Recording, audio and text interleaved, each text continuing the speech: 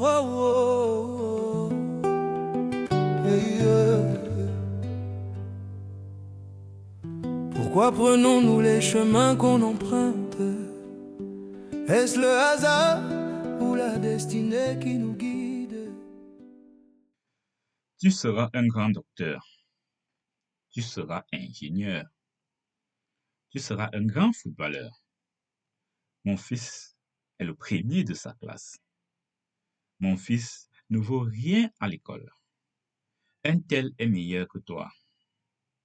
Ces phrases, beaucoup les ont entendues, parfois avec le sourire, parfois comme une plaisanterie, parfois comme une fierté, parfois comme une blessure. Elles paraissent anodines, elles ne le sont pas. Ce sont des programmations, des messages répétés, des attentes déposées très tôt sur des esprits encore en construction. Nous avons grandi avec ces mots et souvent, sans le savoir, nous les transmettons à notre tour. Ainsi se perpétuent des schémas du passé dans un monde qui a profondément changé. On dit souvent qu'il n'existe pas de manuel pour être parent.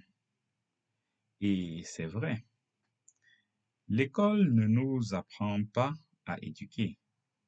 Alors, nous faisons avec ce que nous connaissons. Nous reproduisons les programmations inscrites en nous.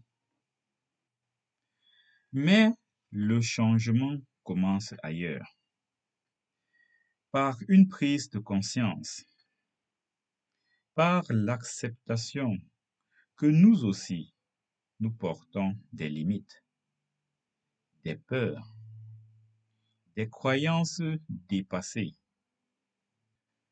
Un parent n'est pas un maître. Un parent n'est pas un propriétaire. Un parent n'est pas un gestionnaire de résultats. Un enfant n'est pas un projet à réussir. Un enfant est un être à accompagner. Considérer un enfant comme un projet, c'est lui assigner une trajectoire, un objectif, une performance attendue. L'accompagner, c'est observer ce qu'il est, ce qui l'anime, ce qui le met en mouvement. La comparaison est l'un des outils éducatifs les plus utilisés et pourtant l'un des plus destructeurs. Comparer un enfant à un autre, c'est lui apprendre très tôt qu'il n'est jamais suffisant en lui-même. Ce mécanisme ne crée pas l'excellence, il crée la peur. La peur de ne pas être à la hauteur, la peur d'échouer sous le regard des autres. Beaucoup d'adultes n'osent plus essayer, non par manque de talent, mais par peur d'échouer à nouveau. La curiosité s'éteint quand la comparaison devient constante. Chaque être humain cherche, consciemment ou non, le bonheur, l'épanouissement, une cohérence intérieure. Et cela passe souvent par le travail que l'on fait avec sens. À la naissance, nous sommes comme des cahiers vierges, des pages blanches, prêtes à accueillir des expériences, des essais, des erreurs. En grandissant, l'enfant explore, teste, se trompe. Le rôle du parent n'est pas d'empêcher l'erreur, mais de créer un cadre où l'erreur devient apprentissage. Parfois, sans le dire, l'enfant devient le prolongement du parent. Ce que je n'ai pas été, tu dois l'être. Ce que je n'ai pas réussi, tu dois le réussir. Ce mécanisme est humain, mais lourd à porter.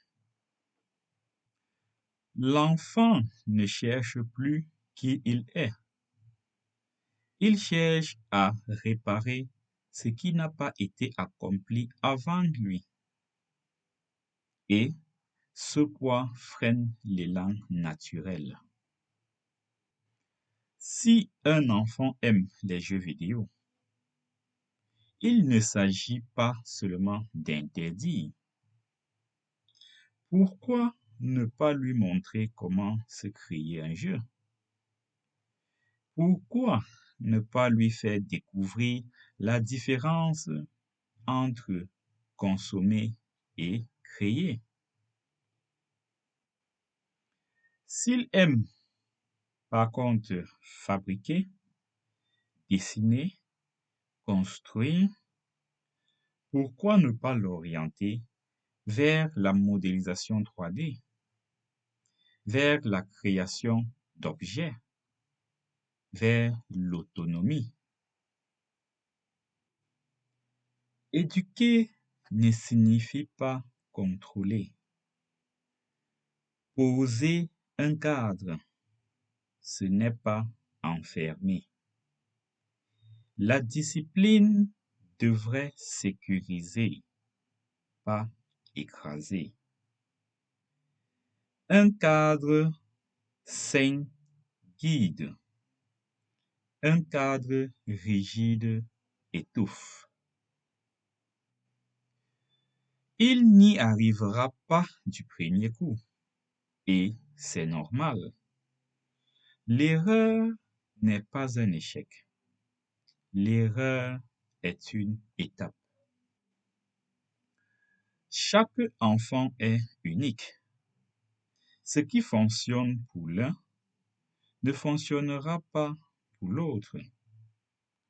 Certains s'épanouissent tôt, d'autres beaucoup plus tard. La patience devient essentielle. Le système scolaire évolue lentement, parfois trop lentement, mais il fait partie d'un tout. Il ne suffit pas seul. Il n'est pas inutile non plus. Ce sera la somme de l'école, des recherches personnelles, des formations, des essais et surtout d'un accompagnement présent. Aimer un enfant, ce n'est pas le modéliser à son image, ni projeter ses peurs, ni ses regrets. C'est lui offrir l'espace pour devenir pleinement lui-même.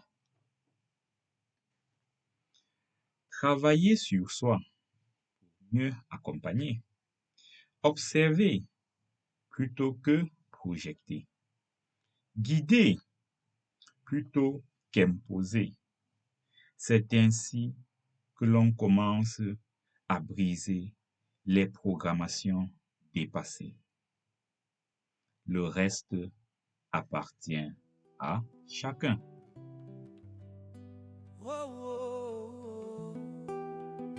Hey, Pourquoi prenons-nous les chemins qu'on emprunte?